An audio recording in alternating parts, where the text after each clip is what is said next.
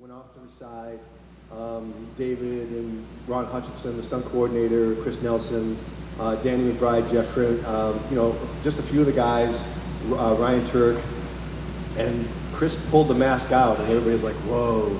So Chris walks over and puts the mask on my face, and man, for me, it was like the completion, like the circle was complete. Like all the work that I'd done, all the internal stuff that was going on when that mask was put on my face, and everybody in the room collectively just went, oh.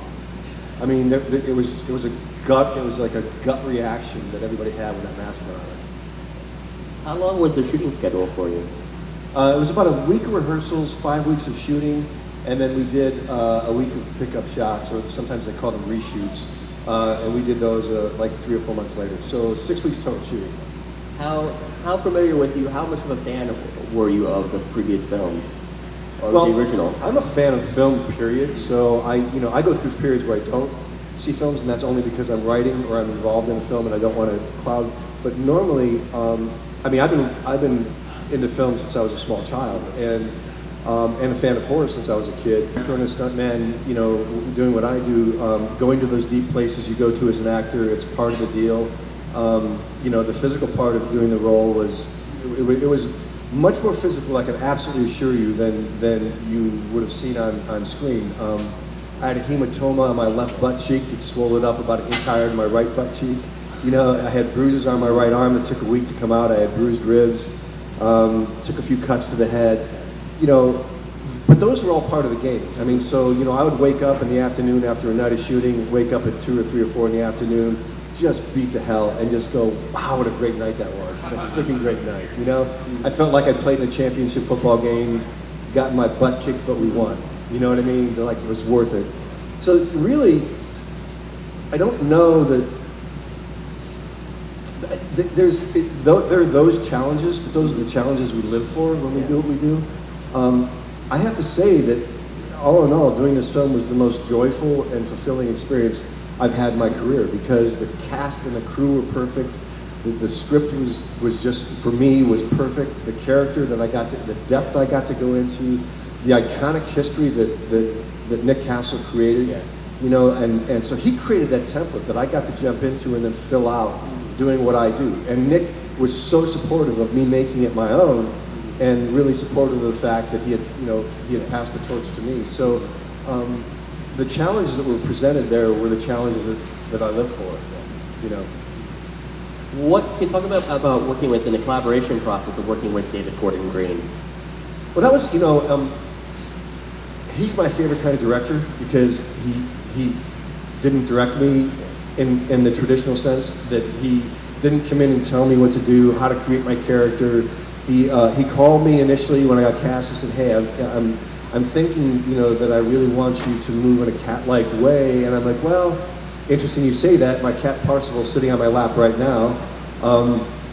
I used a cat to model the character I played in Buffy the Vampire Slayer, the Kinderstote, and I had already watched my cat hunt in preparation to go meet David Green when I moved on camera for him. But other than that, David didn't give me any direction. But the fun part of working with David was, so we would show up on set, and I got my marks, like I had to do this and this and this, and we got camera set, and we rehearsed with the actors or whatever, stunt people. Ron Hutchinson, the stunt coordinator, would come in, make things were safe, or coordinate the fight or whatever.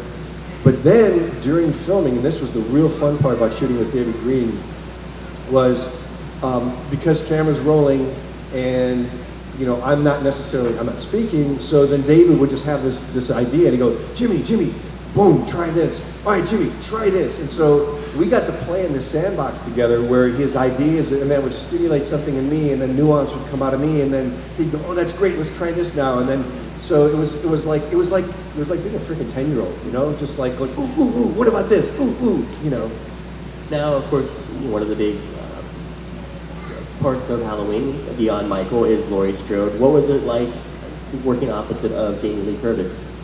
Man, that woman is bad to the bone. I mean, she's the poster child for #MeToo. I mean, she's the poster child for empowerment in this beautiful age when women are stepping up and realizing their power, which, by the way, I firmly believe is going to empower men to be who they truly are. So this is a watershed moment in history. And man, That woman is kind and compassionate, self-deprecating. She doesn't take herself too seriously. But dude, she does not suffer fools gladly.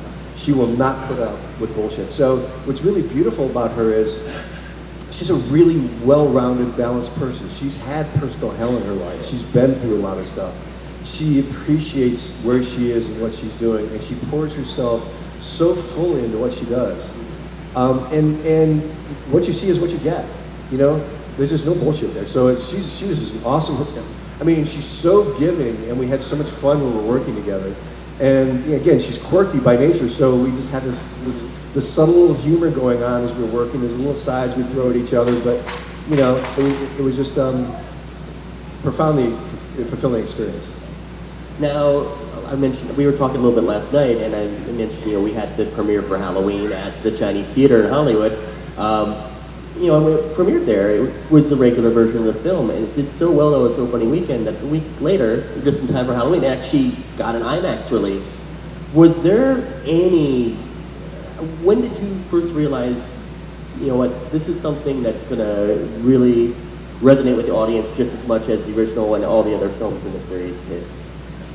You know, it's not like we talked about it, but everybody knew when we were working on that film, and if you've done enough work in any walk of life, you just know when you're doing something special. And we knew when we were doing it. We just knew, you know, on a day-to-day, you know, on the set, the work we were doing together, we just knew that something special was happening here.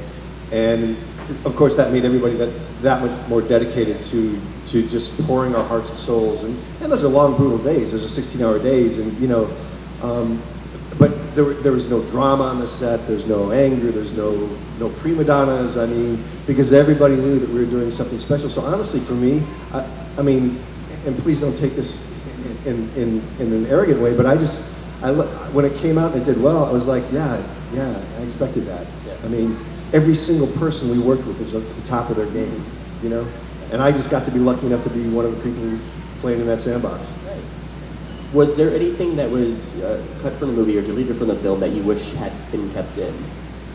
Well, okay, we did originally shot an ending, which when I talked to David about it, we had to go and we actually shot another ending. And the ending that we shot was one of the most beautiful experiences I ever had in my professional career, and David said it was one of the top moments of his filmmaking career as well. And I won't tell you exactly what happened because we didn't put it on a Blu-ray, and David said, I think I'm just going to keep this for us. But it was a moment where David set the scenario, and then he ran camera while he played the music that he felt was going to be the end of the movie, which ended up not being used. So there was minutes long of David just letting me move the way the music moved me, and then when the song ended, and David yelled, or Attila yelled cut, David said look up, and I looked up because I was in where I was, and I was just only aware of the camera and nothing else. When I looked up, every member of the cast and crew was standing around me. It's still kind of emotional because it was so sweet. It was so beautiful, and they were applauding, and it was like all this love. And so we had this moment where we all realized that this was the martini. It was the last shot of the last day, and we all had this overwhelming emotion that we were this amazing, loving family, this team that had done something special, and we had poured our hearts and souls into it. And so that I don't know. Who knows? Maybe David will release, or you know, Blumhouse, David will release that sometime. I really hope so, because it was for me just a magical moment. But when they shoot the mirror out, that's me. So we both inhabited the same scene in different takes, which we felt was a spiritual passing of the torch, and it really meant a lot to Nick, and it meant a whole lot to me. Yeah, he was here actually last year, right after you had wrapped that. For Mad Monster 2018, and he had nothing but great things to say about you and what you were doing. Well, it cost me a lot of money. I paid him. How many people sit there and go, you know, man, what I'm going to do is, and that's not the way human mind, the human consciousness generally operates. Somehow we are compelled or impelled or driven by some unknown force to be a rock musician, or to open a charity to feed starving children, or to whatever it is we do. we're driven by something inside of us. And so for me, it was more important to be truthful and honor what Nick and John had created, and then to take that to the fullest extent that I possibly could. And any intellectualization that I would have brought into it would have inhibited my ability to do that. So I mean, it's strictly, let the audience decide, man. Because, I mean, you know, in many ways, the audience is more invested in that than I am. You know, I'm just the man doing the job. Like, the audience has, I'm amazed at the history, the knowledge of the history, and the insight that the fans have. I mean, it's phenomenal. It's really cool. You know, I have a personal affection for every single thing that happened. You know, like the bathroom scene. You know, I love it because I'm an actor stuntman and I'm a fighter, and I really love fighting.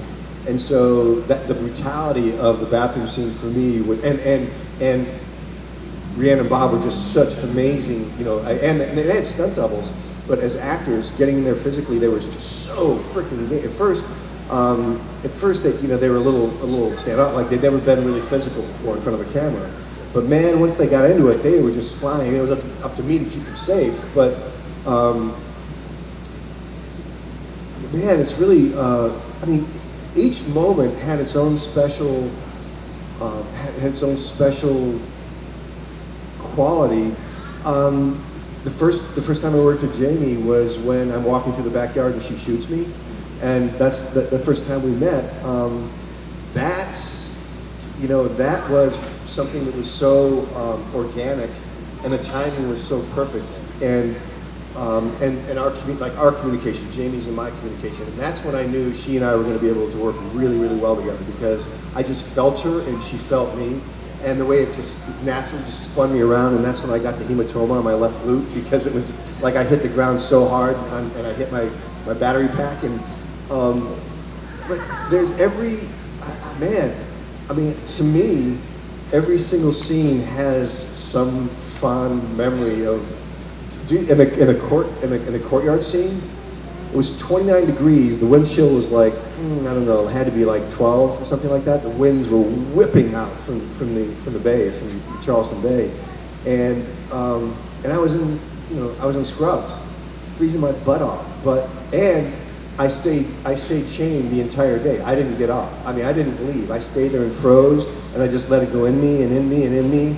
And you know, so everything that was happening outside of me became like chalk on like nails on a chalkboard. Just like everything was just grating me and grating me and grating me. And so, but David and Ron and Attila, they created, in every scene we worked on, they created the utmost opportunity for all of us to have that kind of experience. But thank you. I wish I could give you one scene, but thanks.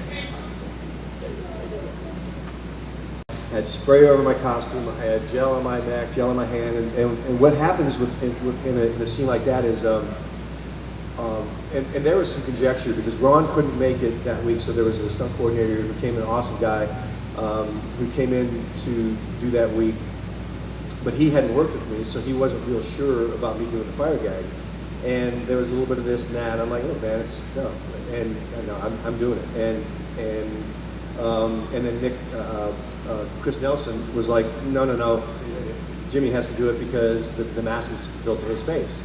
So, but the beautiful thing about doing this, being in a fire, like doing a fire gag like that is, and what I love so much about it is, you have to be super calm. You go to the calmest, quietest place you can ever imagine when you're doing a gag like that, because if you don't, you're gonna get hurt.